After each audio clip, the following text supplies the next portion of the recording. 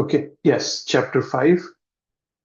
The name of this chapter is Karma Sannyas Yoga, action in Krishna consciousness. Right? So, fourth was Gyan Karma Sannyas Yoga. So, in the fifth chapter, we will learn practical how to do sannyas in karma. That's what we will do here.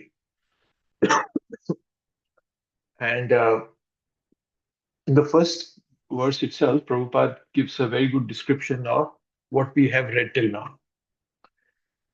So, where is it? Here he starts from here. In the second chapter, preliminary knowledge of the soul and its entanglement in the material body were explained. Okay. How to get out of this material engagement by buddhi yoga or devotional service was also explained therein. In the third chapter, it was explained that a person who is situated on the platform of knowledge no longer has any duties to perform. And in the fourth chapter, the Lord told Arjuna that all kinds of sacrificial work culminate in knowledge. However, at the end of the fourth chapter, Lord advised Arjuna to wake up and fight. Being situated in the perfect knowledge. Therefore, by simultaneously stressing the importance of both work in devotion and inaction in knowledge, Krishna has perplexed Arjuna and confused his determination. Arjuna understands that renunciation in knowledge involves cessation of all kinds of work performed as sense activities. But if one performs work in devotional service, then how is work stopped? In other words, he thinks that sannyas or renunciation in knowledge should be altogether free from all kinds of activities, because work and renunciation appear to him to be incompatible. He appears not to have understood that work in full knowledge is non-reactive and is therefore the same as inaction. So Prabhupada is telling us that Arjuna is still confused. He's not yet given up that confusion, right? So yes, so third chapter also sounded similar. There was a similar question Arjuna was asking, and Krishna explained him that how that. But then looks like Arjuna is not yet fully convinced. Right? He's still confused, and that could be partly because uh, he's still not yet come out of that dehatma buddhi concept, that concept of being a material body. Right? So fourth chapter, he must have been happy. Arjun must have been happy because there was a talk of Shanti, and yeah, he was in a good mood, Brahma Nirvana. But then why is Krishna asking for a war? How can I be peaceful? Right? Krishna Arjuna is thinking. So,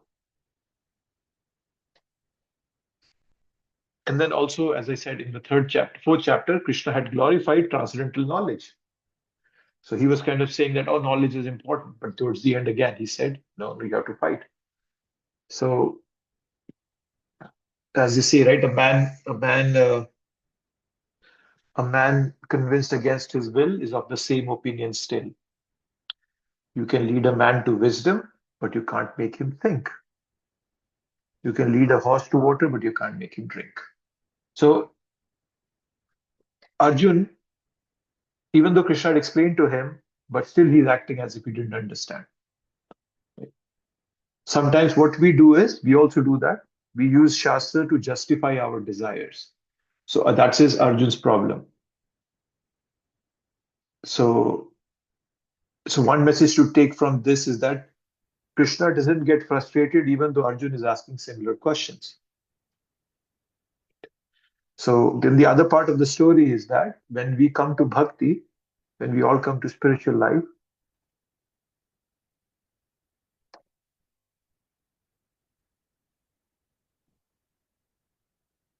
when we all come to spiritual life, when we hear that I'm not a soul, I'm a body, sorry, I'm not a body, I'm a soul, we become hyperactive, right?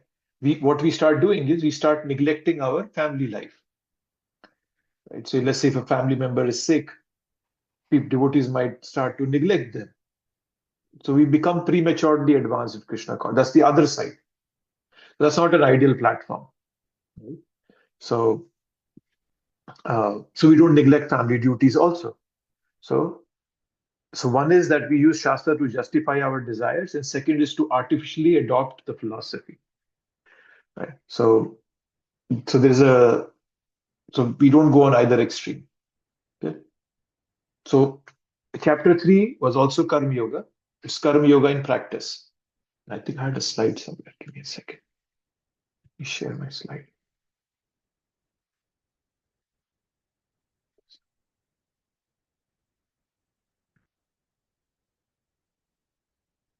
Yes, so chapter 3 and 5, they sound similar. However, there is the difference lies that chapter 3 is Karma Yoga in practice, and 5 is description of Karma Yoga in perfection. What happens to one who has perfected? Some content may look similar, right? So if you look at, I just listed some of the verses to show you. In 5, we see more of perfections. Living like a lotus, that person is Jiva Mukta, and he's perfectly peaceful, he has a divine consciousness, and he's dear to everyone. Whereas on the other, we were given more of how to practice. We should not become a pretender. We should follow the Vedas. We should set examples, right? So there were things that were more how to practice that karma yoga, whereas 5 is more of perfection. So that's something that we will see as we read, right? And so I told you, I think last session we talked about how the theme of Bhagavad Gita is that is dutiful, detached, and devotional, right? So this chapter named Karma Sannyas Yoga, it's the dutiful part, right? So we can divide those into dutiful, detached, and devotional. The dutiful part is Swadharma Acharan, right? So Swadharma Acharan means first we have to know that we have duties in this world. We have 4 varnas and ashrams, right? That's the Krishna system. So we have to properly situate ourselves in that system. So Varna is for social structure, and ashram is for self-development, how to develop social life and personal life. So that's how Krishna has established everything. So next is detachment, nirasakti. So detachment from this world, no attachment to it, materially. Performing your activities materially, but not be attached to them, right?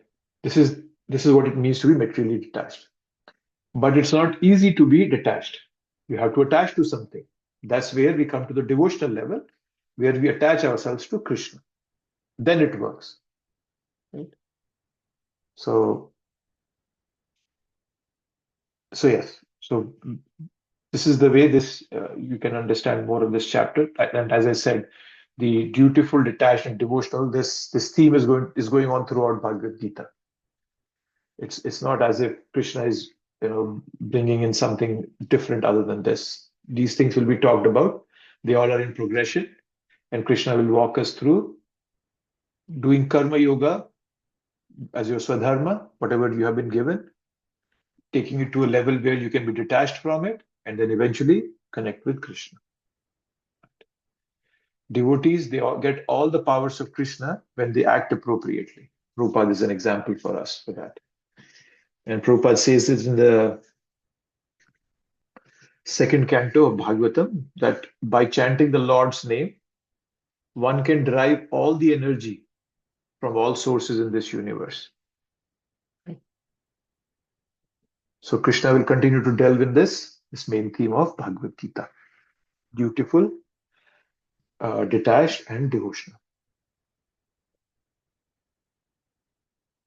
Okay.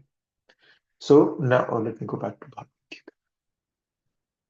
So the first verse of of this chapter is, "O Krishna, first of all, you ask me to renounce work, and then again you recommend work with devotion.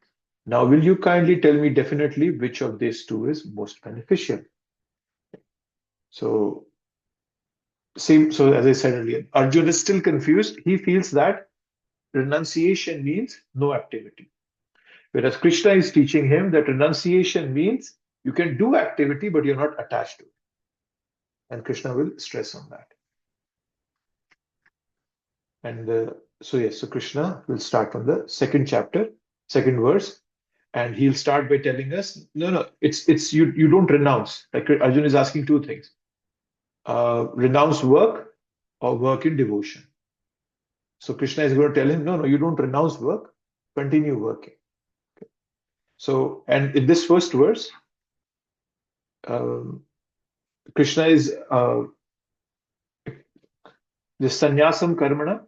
This comes from the fourth chapter. I think it was in, let me see which verse was that. I think it was the 39th, 40th verse, one of those. Let's see where it is. 40.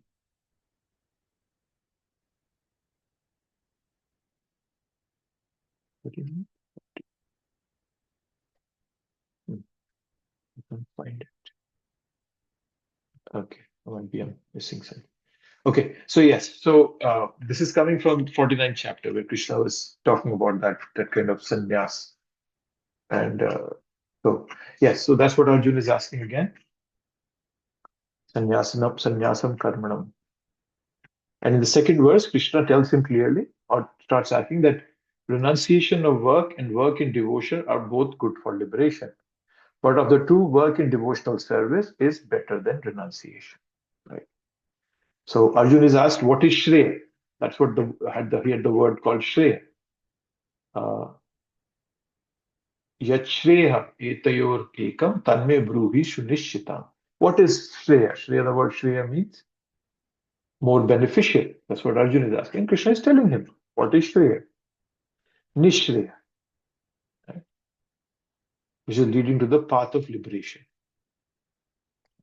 So yes, so here Krishna is answering. So point of Bhagavad Gita is that one should ensure that one doesn't be bound to material existence.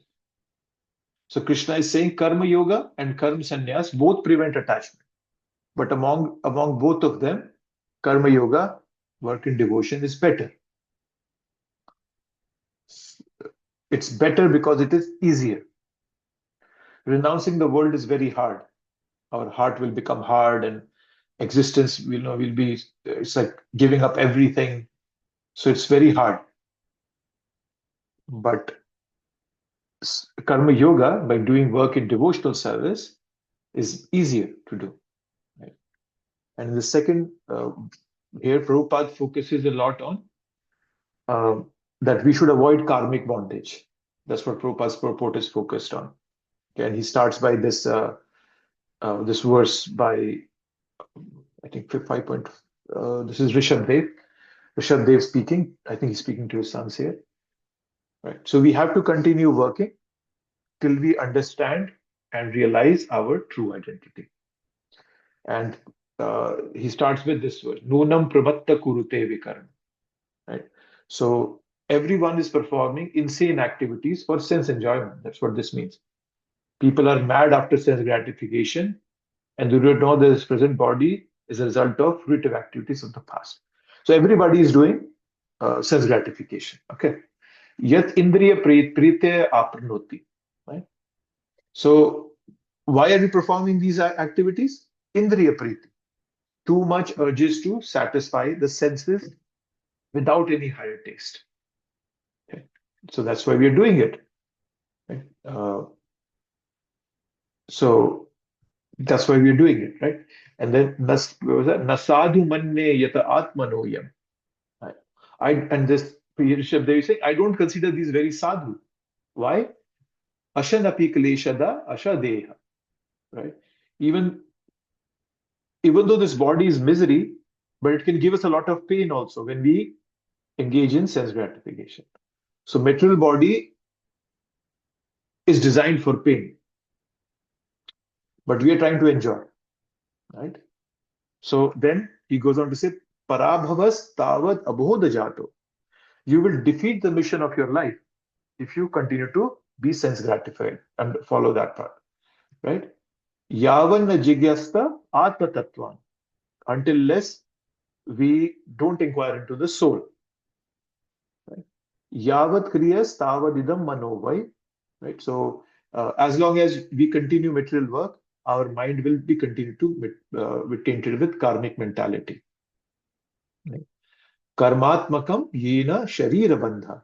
Mind that is bound to material will assure repeated births. So what is the solution for that? That's the last verse that is given to us. Evam manha karma vasham prayukte. Right? Having got such a mind, what do you have to do? Avidyatmani upadhyamane. What that means is, it is because of avidya we have got. Avidya, right? So what to do? Upadhyamane. Dhiya, dhi means to meditate. So you start meditating on spiritual truth, right? So it's a priti nayavan mai vasudeva. As long as you don't develop love for Vasudeva, Krishna, you will not be freed from this deha yoga. Namuchyate deha yoge natavat.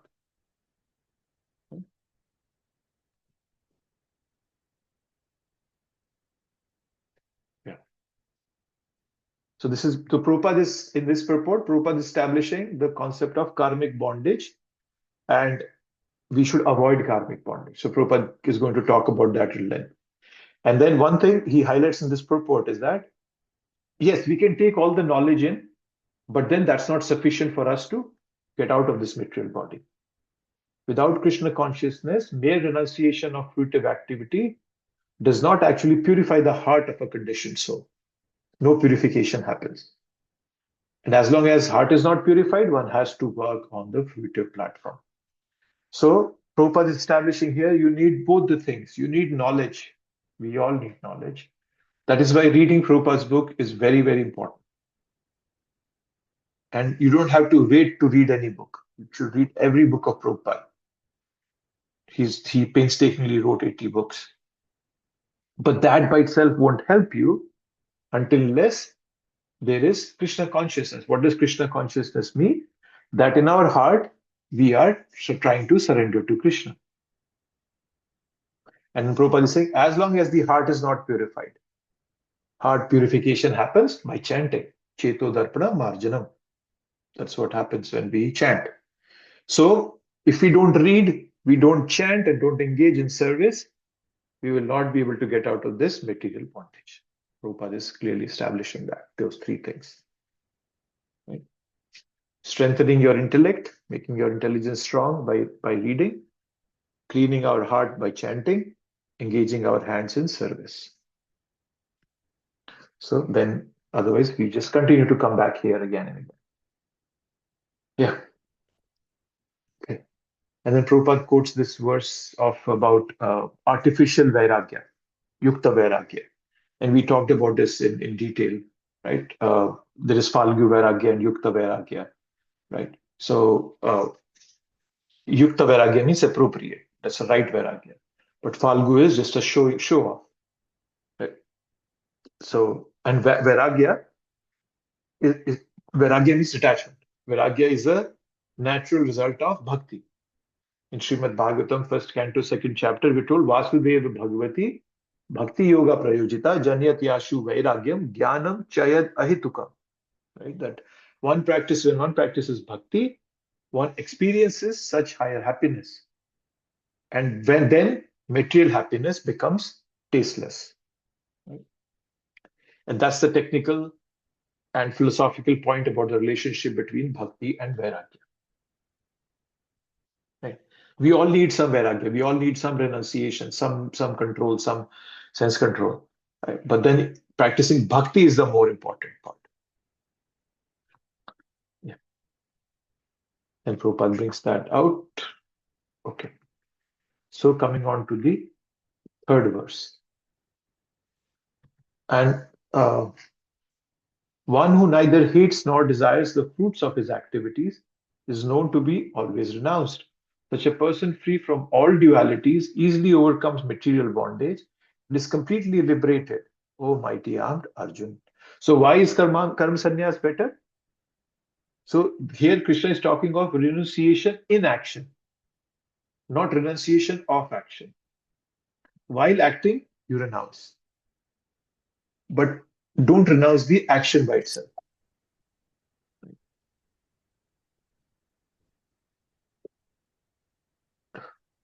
Yes, Sandeep. So, Prabhuji, is it right to say that it is sannyas of mind, but not of the body, I guess. Mind has to be completely detached to anything you do. Yes, and this Krishna brings out in the when he talks about in the 18th chapter, I think. Let's see if I can find it. That's right, but I just want to see if I can bring that out for you. Where will I reach?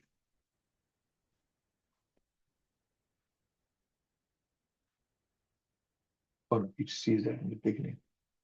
Let me see if I can pull that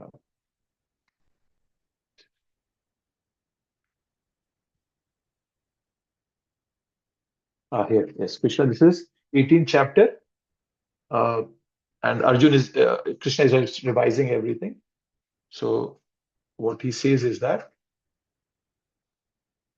where is that?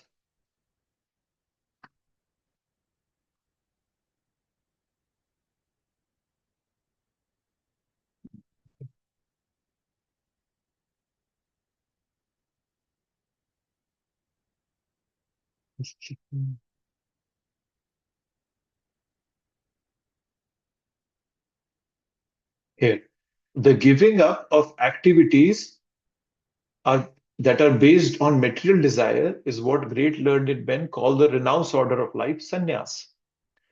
And giving up the results of activities is what the wise call renunciation, tyag.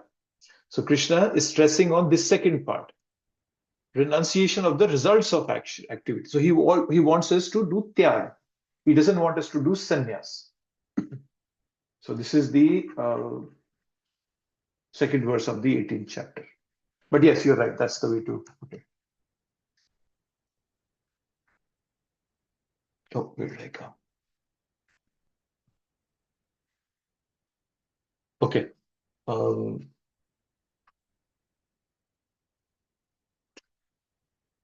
Three. Okay.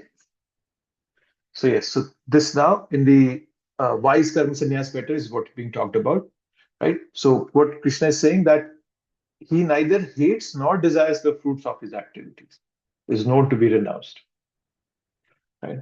So activity is natural to us. We can never be inactive, right? So, but then what we can do for sure is not be attached to those activities.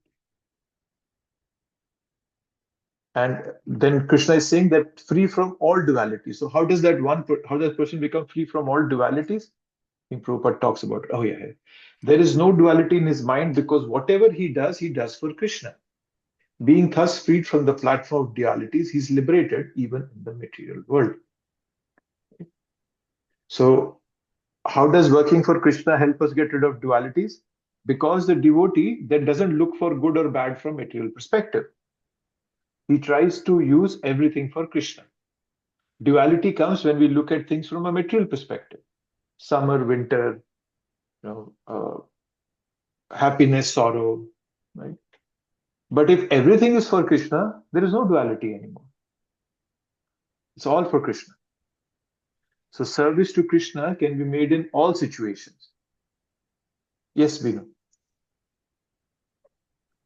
Hare Krishna, Prabhuji. Hare Krishna. In this purport, Prabhupada says that the concept of oneness is incorrect. So I was just wondering, what is the impersonalist argument on this, especially when he also says that Gyan Yoga is one way of attaining him? The concept of oneness with Krishna is incorrect because the part cannot be equal to the whole. So your question is, can you please repeat? So you're asking that. Because, Krishna says Gyan Yoga is also one way of attaining him, right? Mm-hmm. Although it's difficult, tedious. Mm-hmm.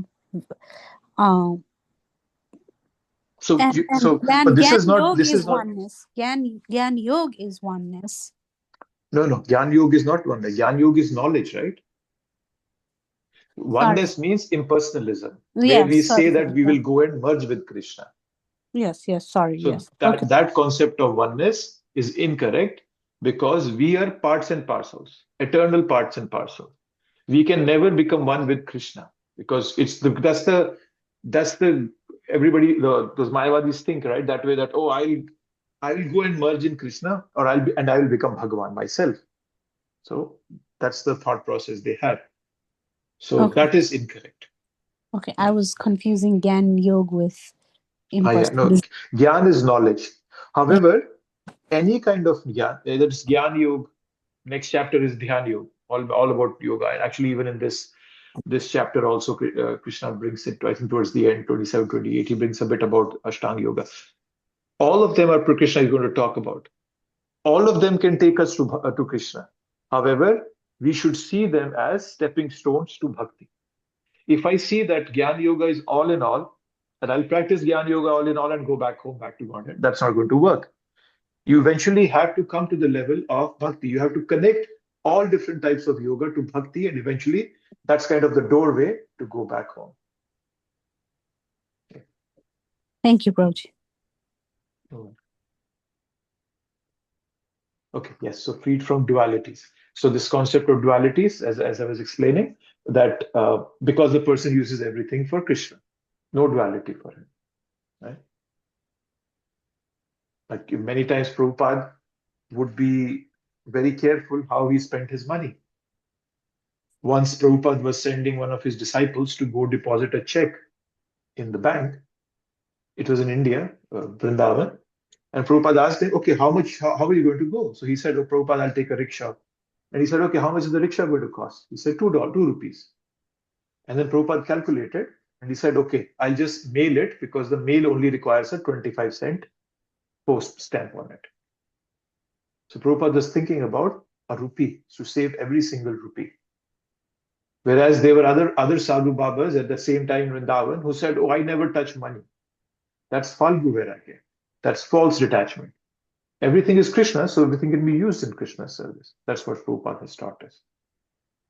And when we use everything for Krishna's service, there is nothing good or bad. However, we need that kind of elevation and mindset and purity to be able to take those decisions. Till we don't have that, we should always follow a teacher. Okay, so this is 5.3. Neither hates nor the desires. Yes, Sandeep.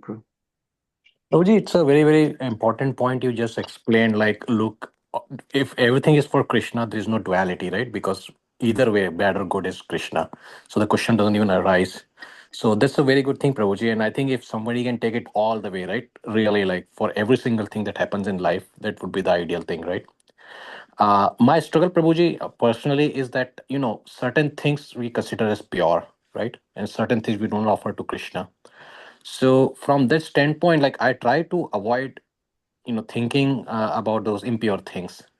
Uh, but what you just explained to me seems like, for anything that happens, right? Like, for example, if you're thinking about politics, right? What's going on in the war right now?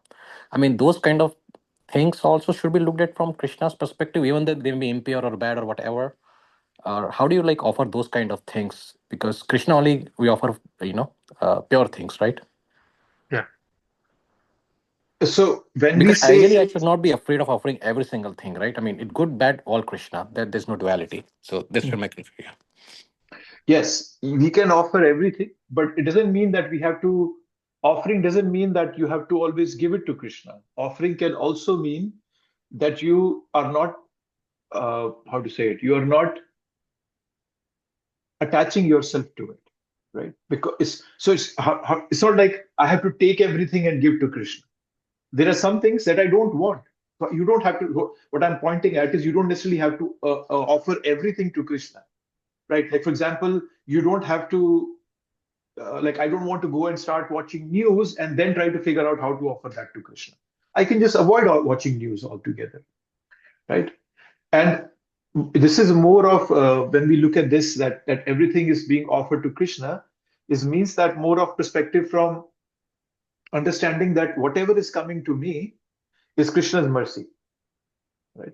So understanding from that perspective also, right? That's one way you can live in this world is that whatever is happening to me is Krishna's mercy.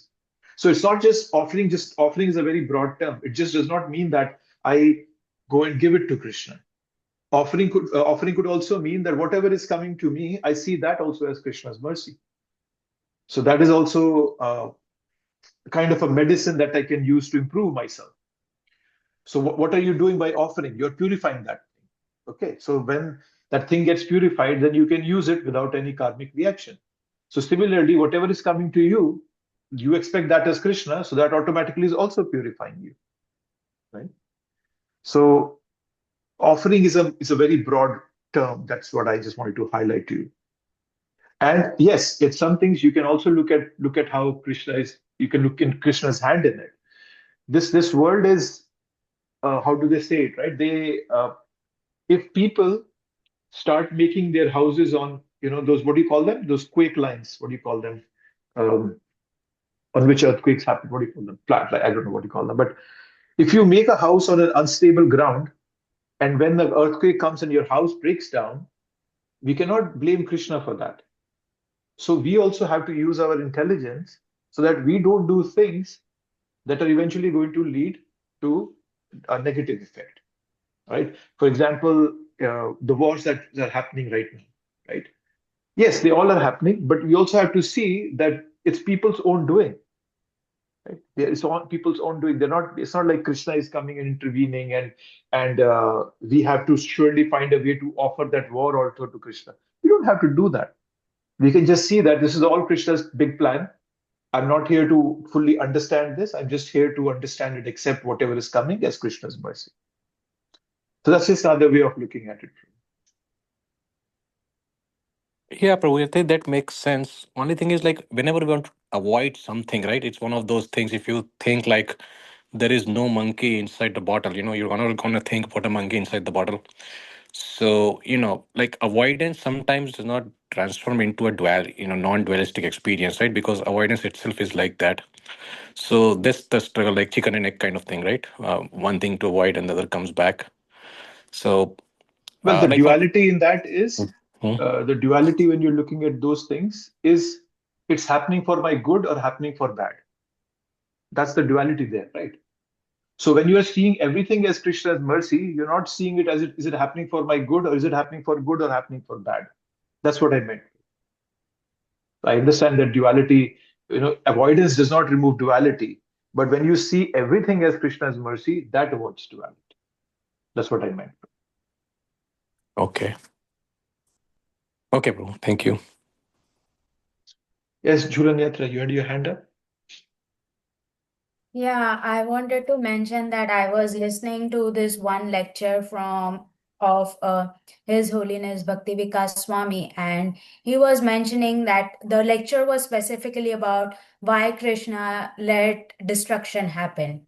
And he was saying that one of his god brothers actually asked this question to Krishna, that why does Krishna allowed for like all these Mughal emperors, to come and destroy? And that time he was mentioning this point that part of it is also like your own doing, just like what you were saying, is that you are not relying on Krishna and you want to do everything on your own. So then you are also responsible for your own karma. Yeah, that's a very good way of putting it. Yes. So not duality doesn't mean that, uh, duality means the way we are responding to it. But the way this world is happening, it's all Krishna's mercy. It's all happening according to Krishna's plan. The way we can avoid duality is that by seeing everything as Krishna's plan. This war, everything. Yes, we might not fully understand why it's happening, but I'm not that level of purity, right? So I can see it as Krishna's mercy, Also, and one more. that will remove our duality. Yes, go ahead, please. Go ahead. Who's speaking? We can't hear you.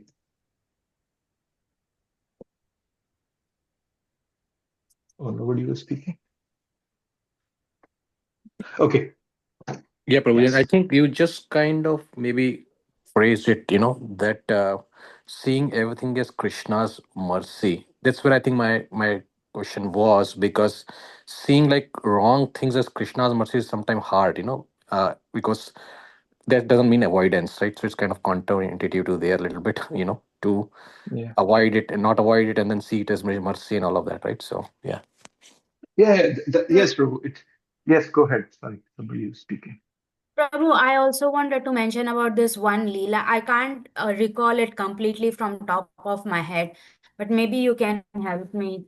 I think it was Ramchandra Khan, whose family in the past also they had uh, abused the devotees, and as a result of this, Nityananda Prabhu made an arrangement that at one point, what's that?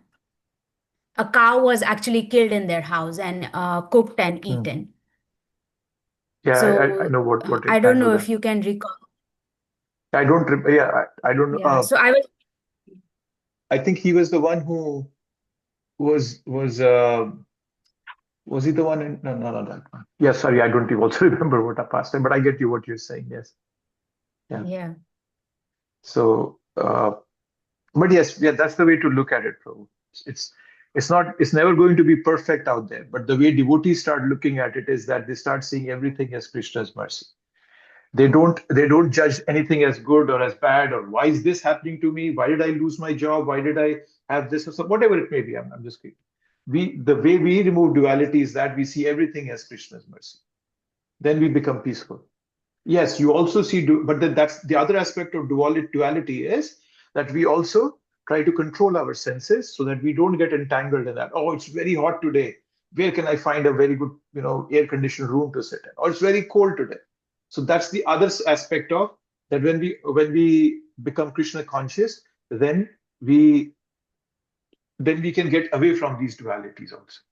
So you can see it at multiple levels. I think that's what we're discussing. Yep, bro, it makes sense. Okay, thank you.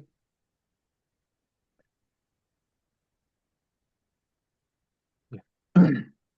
Yes, so, and Prabhupada is saying, right? So, being thus freed from the platform of dualities, he's liberated even in this material world. So, we can give up these dualities even in this material world. Why is there war happening? Okay, sometimes people become too, um, too emotional and say, oh, why should we give? Why can't we just feed the poor? You know, but then that does not solve the hunger problem in the world if you just feed the poor, right? So, if we give them money, does it solve the problem? No. So it's this the way Krishna, like for example, in Srimad Bhagavatam, Narad Muni says, Taseva heto praetita kovido na labhyate brahman tadupriyada. Talabhate dukhvadanyata sukham kale na sarvatra gabhir hamsa. That it is a very gambhira. It's very confusing why people get more, why people some get less, right? Some people get good material facilities, still they are not happy, right? Sometimes poor people are happier because they have hope that someday they'll get material facility, right? So this world is full of all these dualities out there, right? So when we create an environment where we distribute knowledge, that's why we give books, because that helps people come out of this duality, right? It helps them come out of this so-called uh, false hope, or that remorse or guilt, or depression that they all are living in. There's a lot of dualities out there, but yes, bringing Krishna into everything helps us. Okay. Oh yes, it was fault line. That's the word I was looking for. So yeah, what I was saying is, if you build your house on a fault line, you cannot cry that an earthquake happened and it broke down my house. So similarly, all we are seeing in this world is an outcome of people's own karmic, you know, problems, and their greed and intense attachment to senses. That will always be there. This material world will always exist. But what we can do is we can detach ourselves from them by looking at everything as Krishna's mercy. Coming to the fourth verse.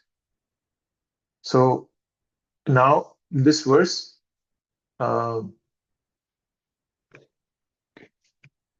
only the ignorant speak of devotional service, karma yoga, as being different from the analytical study of the material world.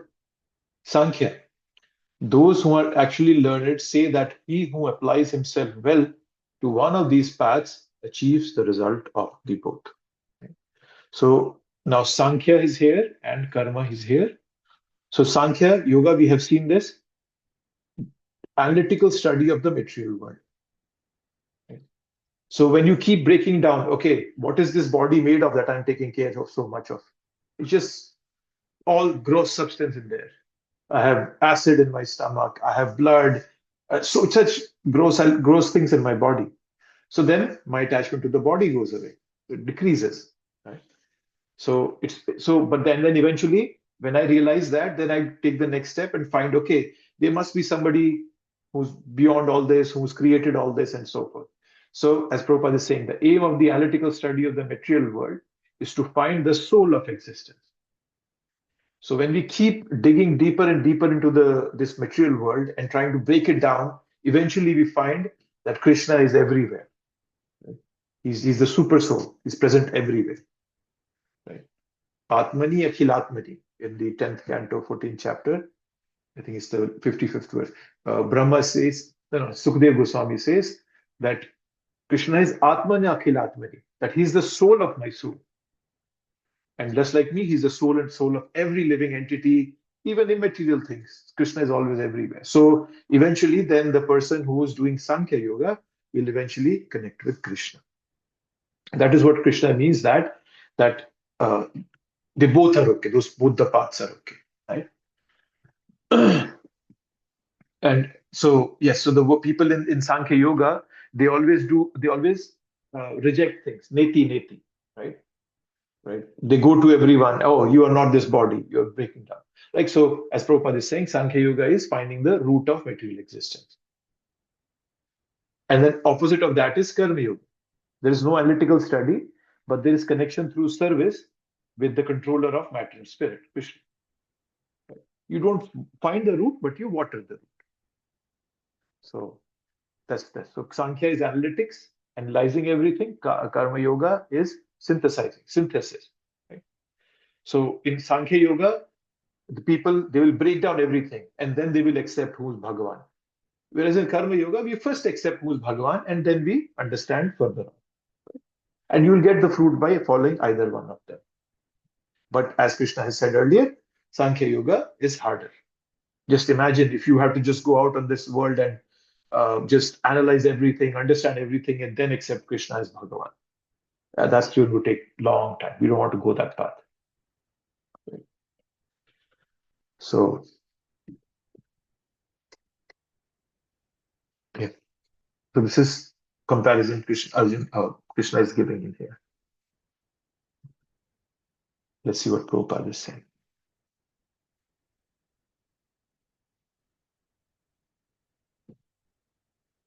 Okay, Prabhupada is saying an important statement here towards the end. Those who do not know the ultimate end say that the purpose of Sankhya and Karma Yoga are not the same, but one who is learned knows the unifying aim in these different processes.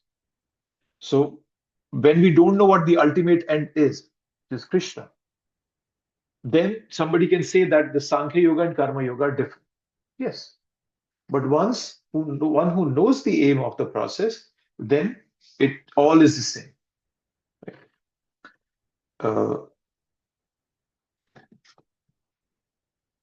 So yes, that's what Prabhupada is explaining.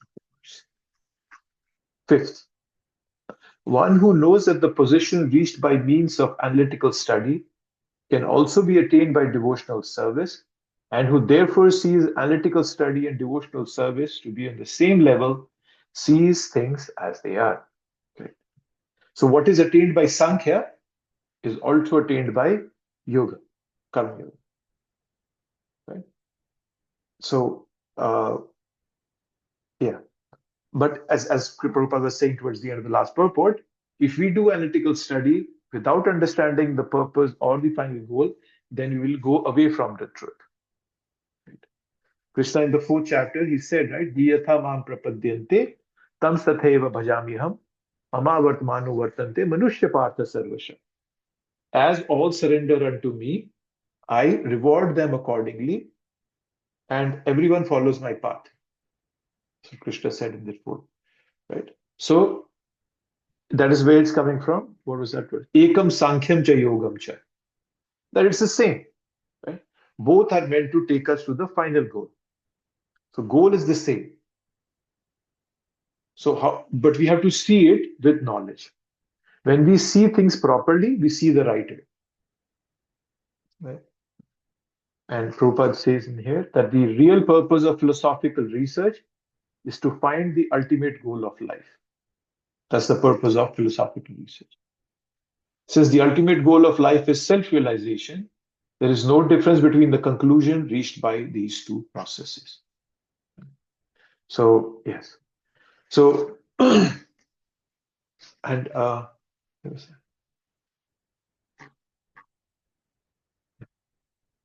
okay. Let's see what is Prabhupada saying here. Okay. So, the ultimate goal is Krishna. And sometimes, you'll notice that Bhagavatam and Prabhupada also, they use Krishna and Vishnu interchangeably. The word Vishnu, sometimes Krishna is called Vishnu also.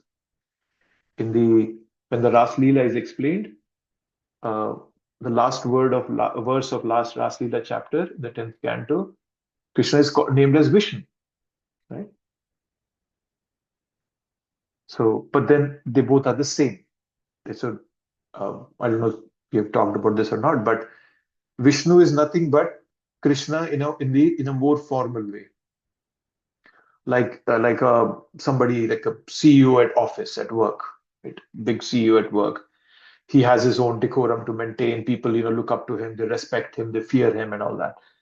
But then when the same CEO goes home and he hangs out with his children, he's no more in that fearful, that authoritarian kind of a role.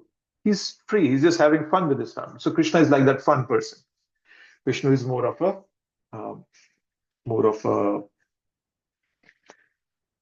authoritarian, like somebody to be revered and awed, looked up to. But it's the same. So don't get confused if you see the word Prabhupada also uses in purports interchangeably. I think he was using it in the last verse. I think I was remember seeing. Yeah, the soul of the material world is Vishnu, right? So he's using the word Vishnu here in the whole purport. And then when he comes to he's used the word Vishnu many times here. And in the fifth one, he comes and he starts talking that, oh no, it's Krishna, right? Attach himself to the work of Krishna consciousness, attachment to Krishna. So they both are the same. I just wanted to highlight that. Don't get confused. Why is Prabhupada saying Krishna here and Vishnu there? Okay.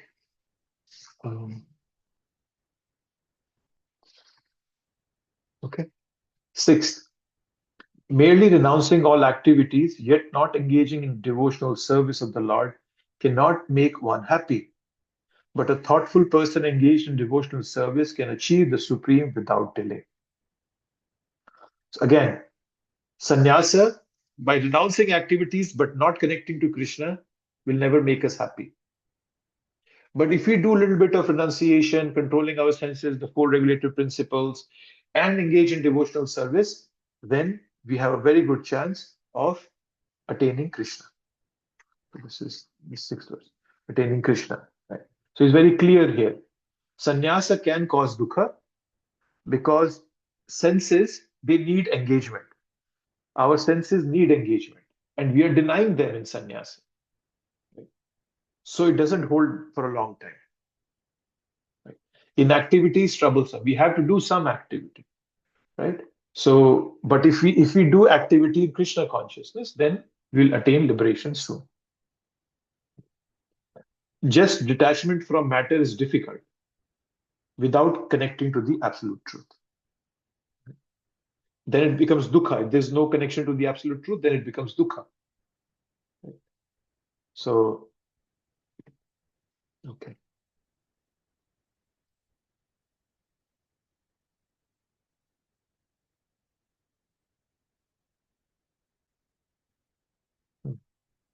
Prabhupada is bringing about Mayavadi sannyasis here. He's talking about the sannyasis. There are Mayavadi sannyasis who are studying of Sankhya Yoga. Then there are Vaishnav sannyasis who are engaging in Bhagavad philosophy, which is Krishna consciousness, right? So Prabhupada is bringing those two out. So just for context,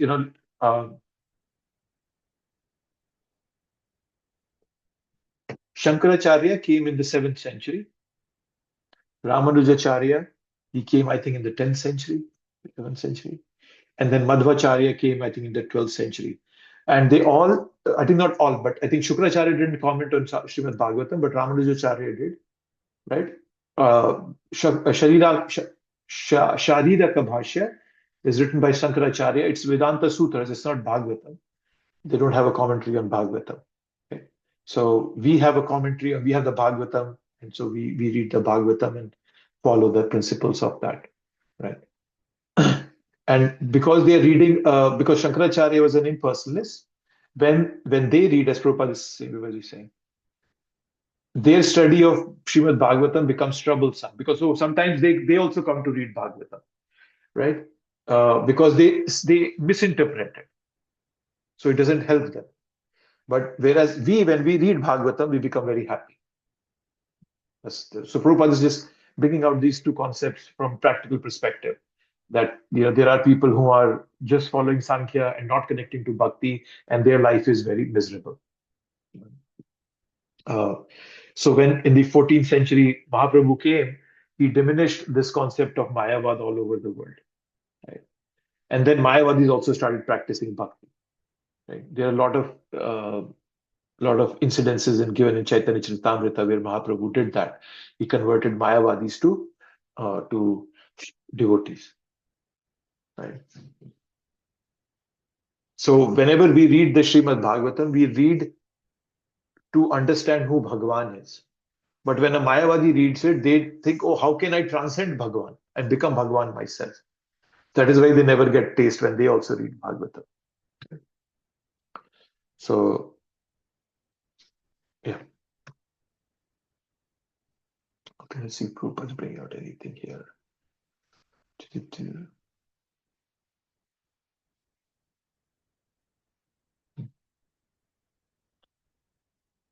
Okay. Thing here.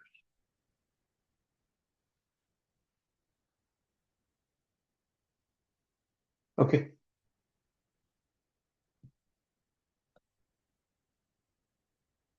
One thing I just wanted to reiterate here that this verse, there's a yoga is being used here, right? They're talking about karma yoga, and karma yoga can be looked at different ways, right? So, I don't know, I think we talked about it earlier that, wherever yoga comes, Prabhupada translates as a devotional service. So, Prabhupada makes it equal to bhakti, yoga equal to bhakti, because Krishna's eventual intention is, or his main intention is to give bhakti. The way Prabhupada was writing the Bhagavad Gita, he wanted anybody who reads the Bhagavad Gita, even if he reads one verse of it, they will get the message. So when we will reach the middle section of Bhakti, all this will make sense.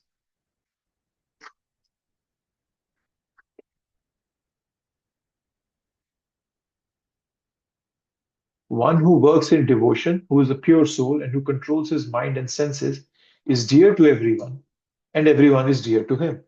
Though always working, such a man is never entangled. So this is a summary of what happened. And this is a very good inspiration. This is a very inspirational verse. Right? Yoga Yukto, who's engaged in devotional service, they are firmly situated in devotional service. Vishuddhatma, they become Vishuddhatma, they become purified soul. Vijitatma, they become self-controlled. And Jitendriya, they control the senses. So what will happen with this process?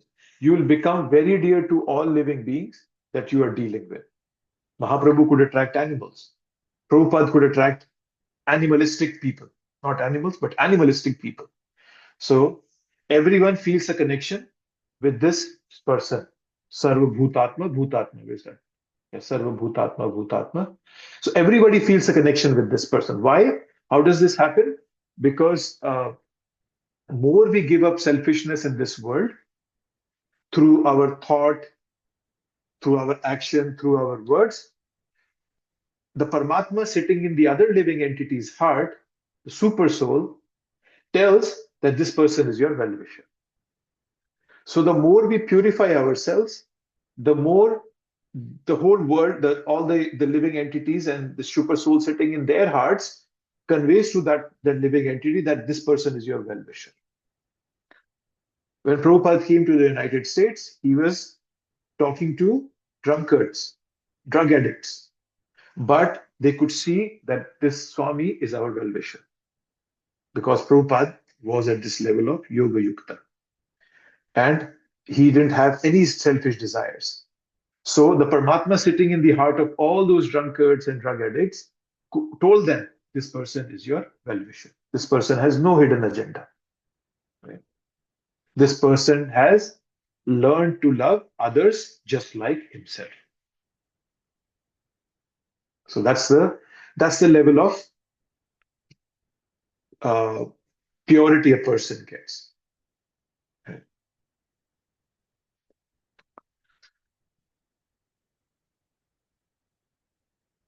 Sarva Bhutatma Bhutatma. Others Atma become like his Atma. So there's a very deep emotional connection. The person becomes compassionate to all. Right? And so mature devotees express that. And those mature devotees have been through situations and they have applied the principle of Krishna consciousness to solve their problem. Right? So, yeah.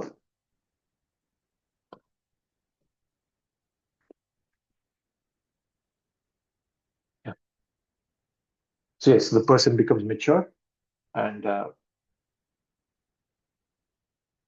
the person becomes very compassionate for all because he knows that every living entity is suffering.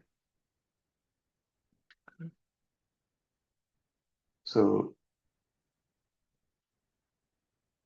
we all can judge what our relationship with other people, other living entities is, how it is.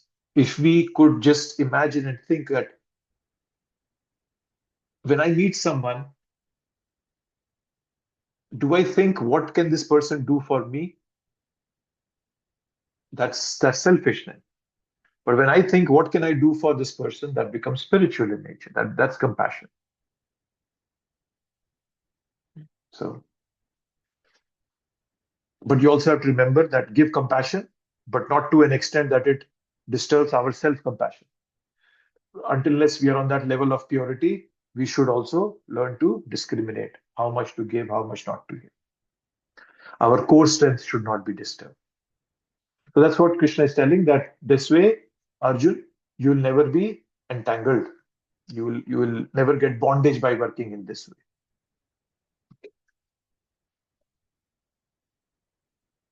I'll take a pause here and see anybody has any thoughts, comments, questions, anything on your mind.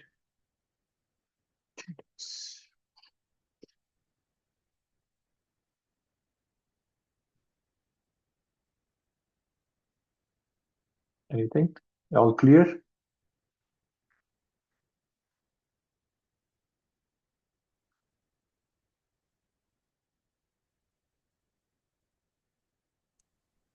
Clear, looks like. I would like to share that I like how the drunken people were like actually patient when Prabhupada was like, explaining about the culture and Krishna consciousness, and they actually like listened and actually changed. Hmm. I mean, that from that, what I personally learned is like we just need to give people time and like a chance to like change their ways or change themselves. I mean, Hmm. they are good people. They're just like not doing the right stuff. That's a good point. Yes, they are good people, and the moment they see a purified soul, they get attached to him, and that just changes their fortune. Yeah, their whole life changes by that. Yeah, thank you. Anything else from anyone?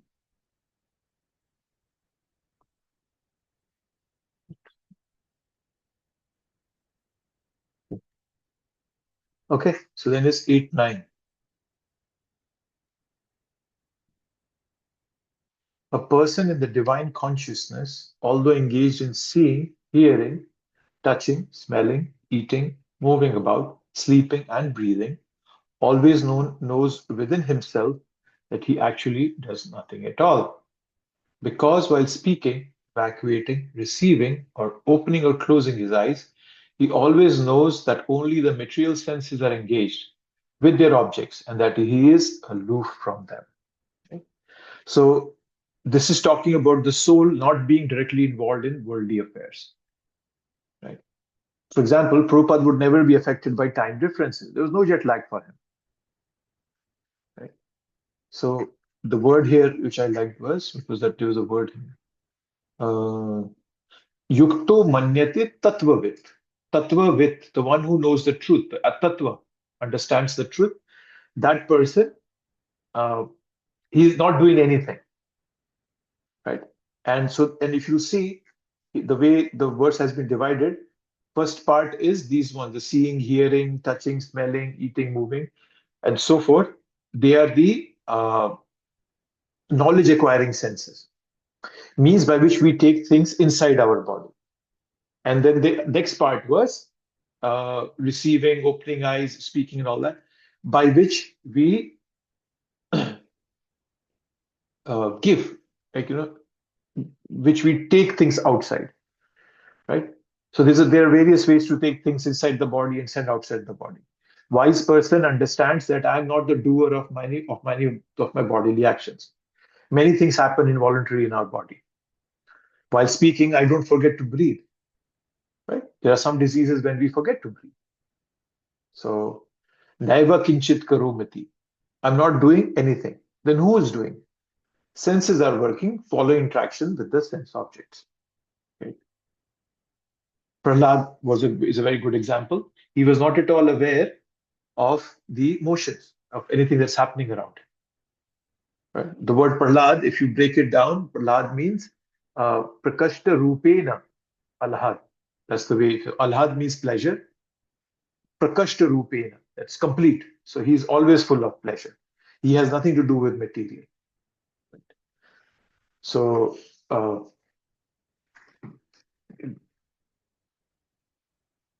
he's fully focused in on Krishna.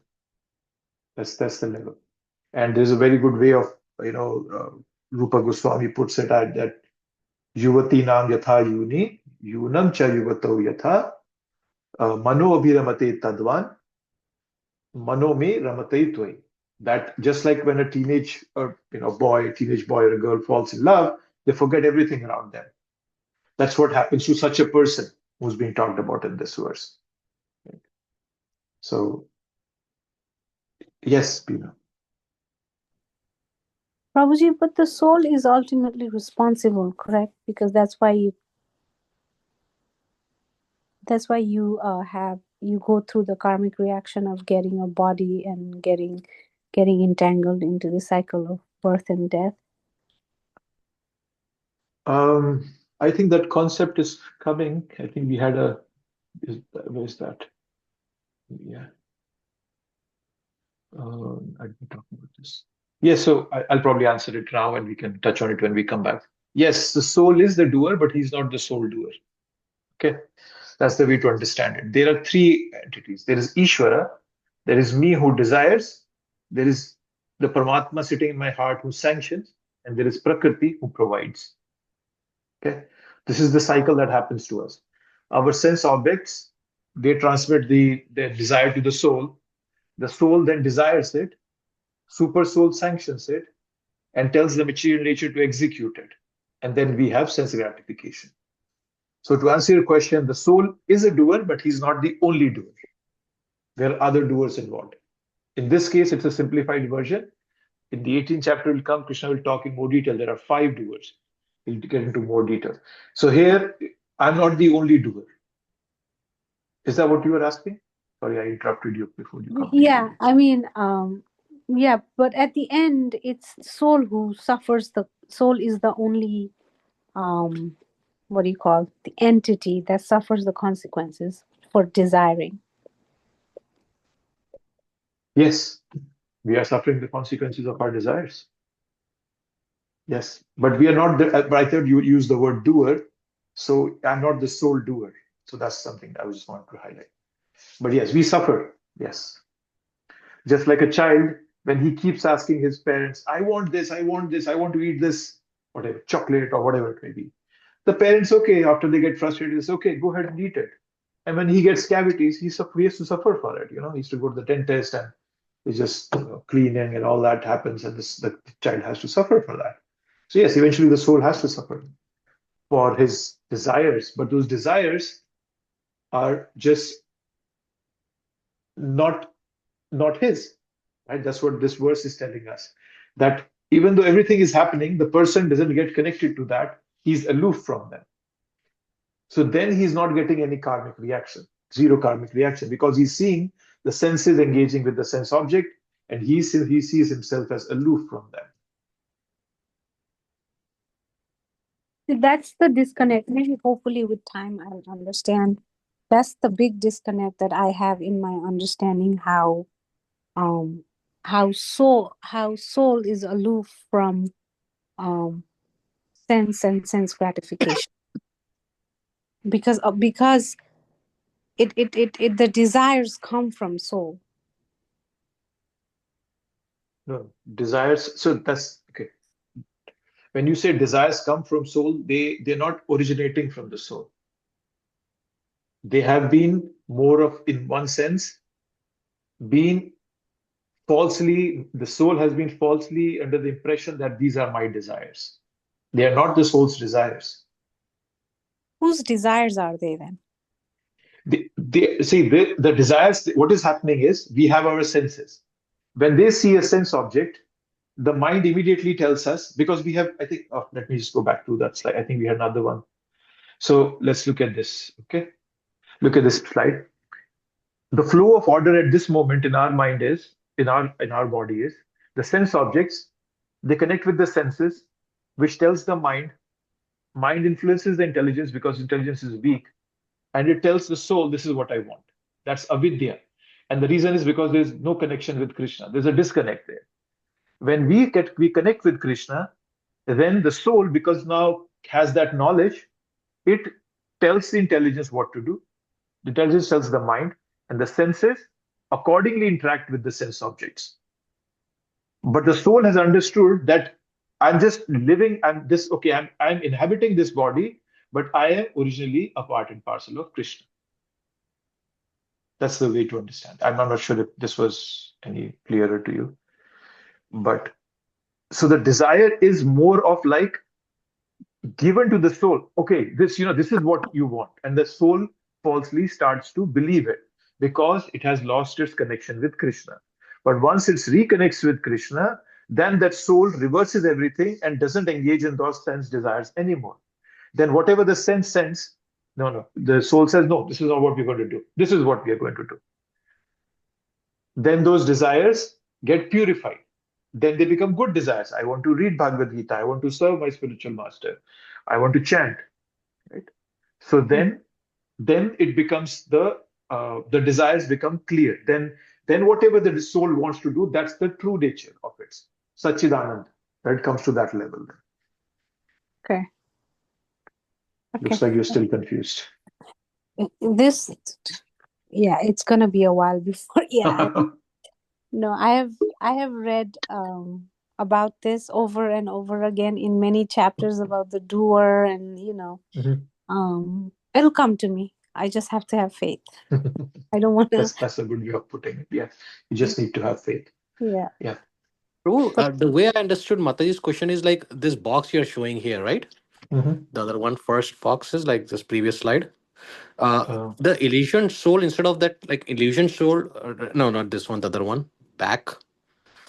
This is like consciousness. The top one is like a dirty consciousness, and this liberated soul is like a clean consciousness. mhm.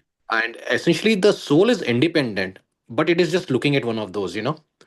So, soul actually never gets disillusioned. It's more like the mind is disillusioned, but the soul is getting like a feedback from the mind. Mhm.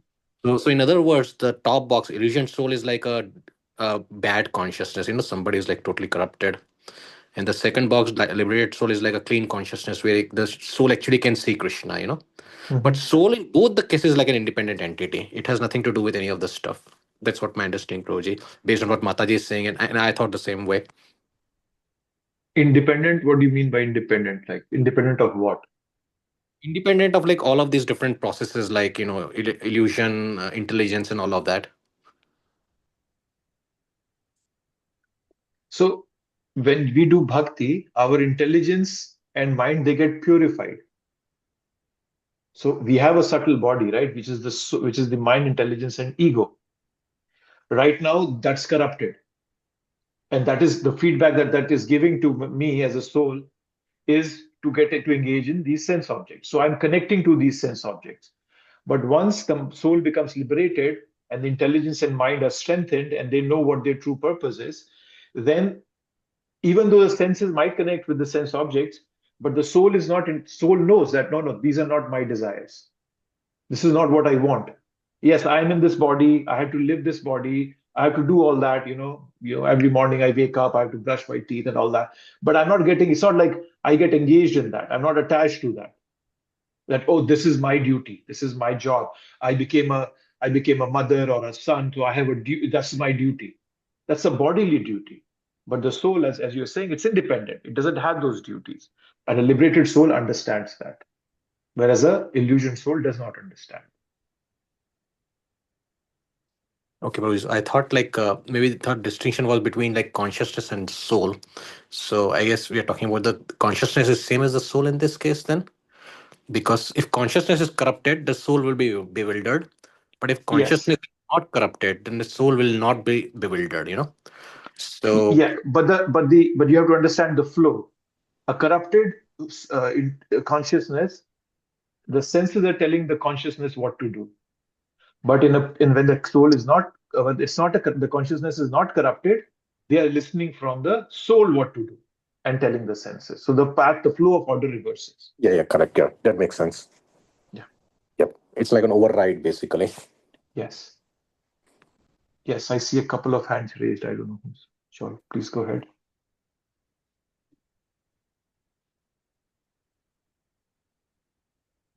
There's no hands raised. Pratyush, yes, you have your hand raised. Sorry. Yeah, Prabhuji, sorry.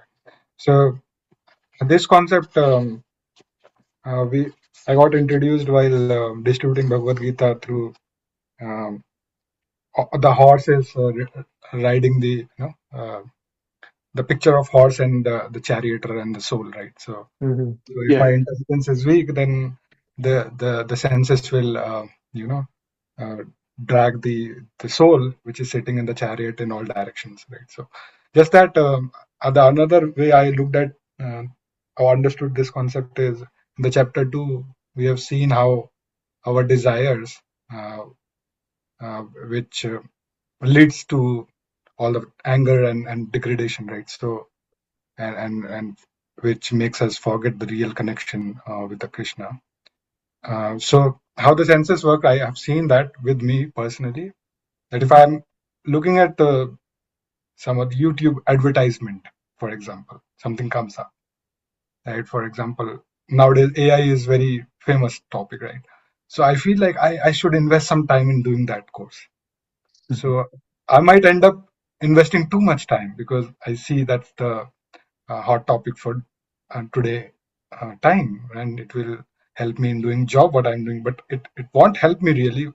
But I feel like because I'm continuously watching those ads, so my senses, which is eyes and ears, will, which is as an work as an input, makes my mind think that this is what I need to do.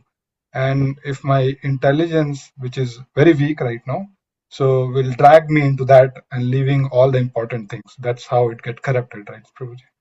But if somebody who is doing his work properly, as well as doing his bhakti properly, he know what he can refine everything properly, what is needed for him at this current moment.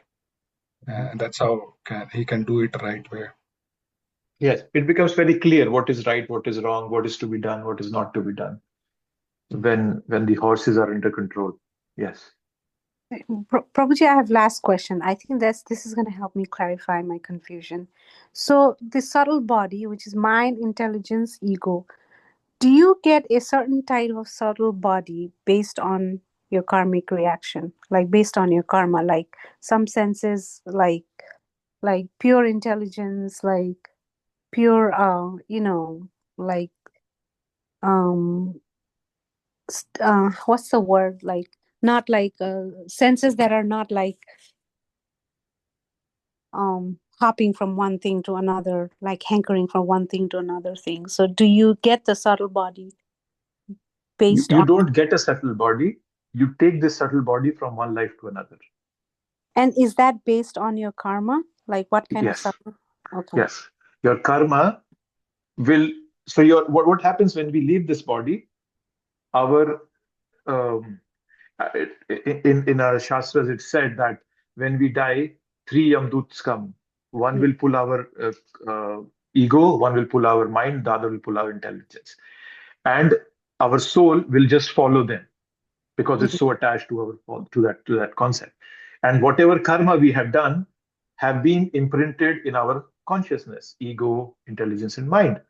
So accordingly, that mind, intelligence, ego, that consciousness will give us the next birth. According to my karma, because I have, let's say I'm too much engaged in, I'm a food junkie. I just love to eat. So my mind is full with eating, eating, eating. My intelligence is in that when I die, my mind, intelligence, and ego will pull me to a body that is more suitable for eating because that's what I have told my consciousness that this is what I like to do, or at least that's what they interpreted it. Yes. Okay. Okay. All right. Thank you.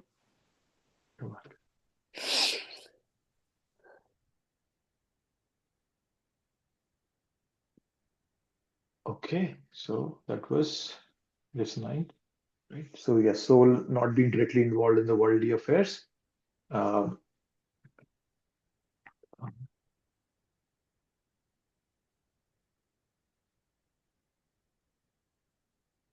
okay, Krishna conscious person is never affected by it.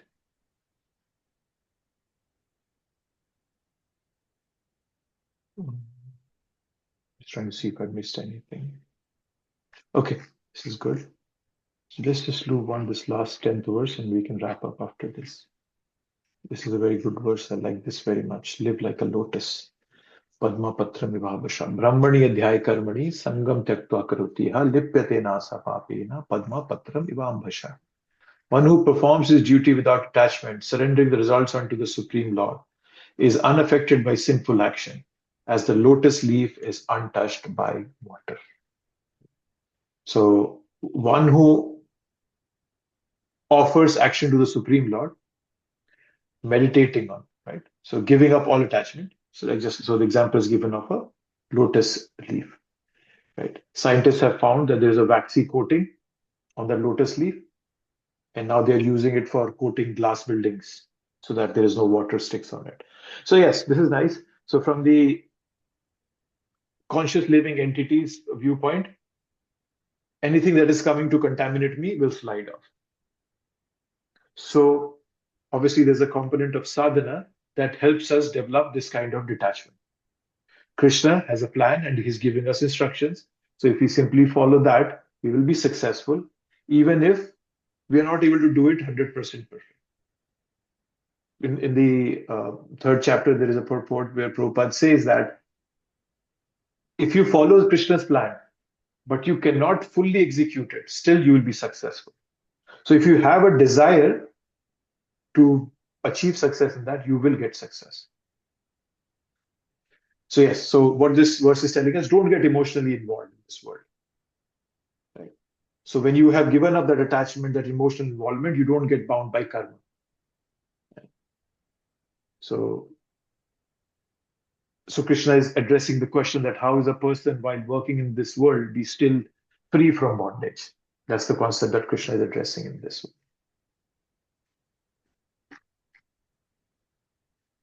Person in Krishna conscious acts according to the knowledge that a body is his property of Krishna and should therefore be engaged in the service of Krishna. So when the person lives with that mindset, nothing attaches to him. Like a lotus leaf, everything just slides off.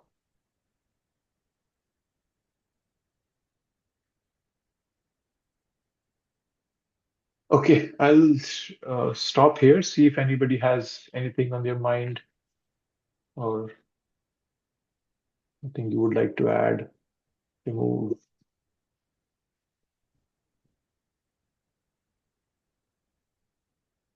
Going one, going two, going three. Okay, nobody has it, please continue reading purports. Read the next 10 purports. We'll cover that. Please, reading Prabhupada's purport there's nothing better than that. If we don't read Prabhupada's purports, we'll go insane.